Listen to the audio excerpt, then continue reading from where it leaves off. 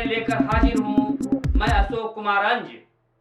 तो आइए चलते हैं खबरों की ओर। देखिए, ये सौभाग्य की बात है और जहानाबाद के साथियों को हम बहुत बहुत धन्यवाद देते हैं कि पटेल साहब, जिनको लोग विसारने का काम किया था, आज उनका नाम उजागर करने के लिए जहानाबाद के ऐसे अंचल में आज रखा गया है। उनके पुण्य इसके लिए बहुत बहुत धन्यवाद देते हैं।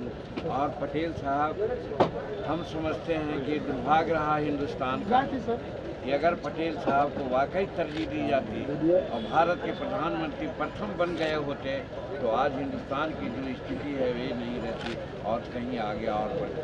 ये सौभाग्य है पटेल साहब के बाद नरेंद्र मोदी जी आज उनके स्थान को पूरा करने में लगे हुए हैं। और यही कारण है कि जो भारतीय झंडा, जो तिरंगा है, तीनों को मिला करके आज सामंजस्य स्थापित करके चलने की बात कर रहे हैं। जो अभी आपने देखा होगा कि तीनों राज्य के जो मुख्यमंत्रियों का चयन हुआ है उसमें नरेंद्र मोदी ने दिखलाया है।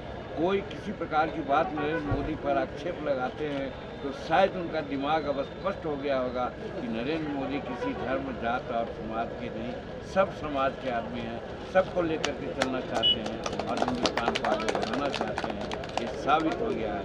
ऐसे संदर्भ में हम पटेल साहब को याद करते हैं और पटेल साहब की आत्मा का आशीर्वाद ही है कि नरेंद्र भाई मोदी जी आज ऐसा काम कर रहे हैं उनका, जिससे कि देश आज, जैसा आप जानते हैं कि हमारा देश का आर्थिक स्थिति 15वां और 14वां स्थिति में था, आज आर्थिक स्थिति में 5वां आ गए हैं। और नरेंद्र मोदी जी का पक्का इरादा है, निश्चित है, उन्होंने कर दिया है कि 2024 में हिंदुस्तान विश्व का तीसरी अर्थव्यवस्था होगी।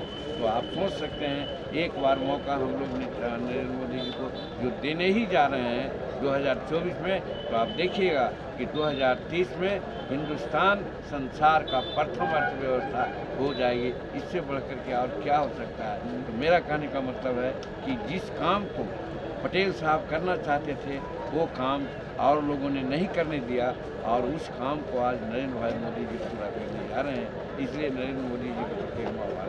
लालू नीतीश भी कहते हैं कि हम पटेल जी के अनुयायी हैं।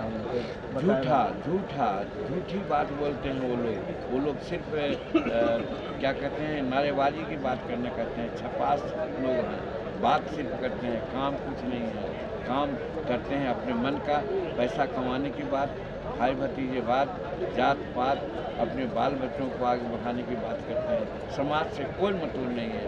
और माननीय नीतीश कुमार जी तो अब एक तरह से मानसिक स्थिति को उन्होंने खो दिया है। क्या बोलते हैं आप जानते हैं कि अभी हाल में कोई भी पब्लिक मीटिंग में उनको बोलने नहीं दिया जा रहा है। इसलिए नहीं बोलने दिया जा रहा है कि क्या बोल देंगे उसका कोई हिसाब नहीं है। वो सब कुछ जानते हैं कि उनका दिमाग अब नहीं ठीक रहा है। इसलिए हम तो नरेंद्र मोदी जी से तो कहेंगे ही, लेकिन आज नित्यानंद राय जी जो हमारे गृह राज्य मंत्री हैं, ये भी बहुत नज़दीकी हैं हमारे गृह मंत्री जी के। हम तो कहते हैं कि फौरन से पेशतर अगर बिहार के 13 करोड़ जनता को बचाना है तो यहाँ राष्ट्रपति शासन लागू करें और नीतीश कुमार जी को हटाने का करें। इस प्रस्तुति को आज यहीं विराम देते हैं। बहुत बहुत धन्यवाद।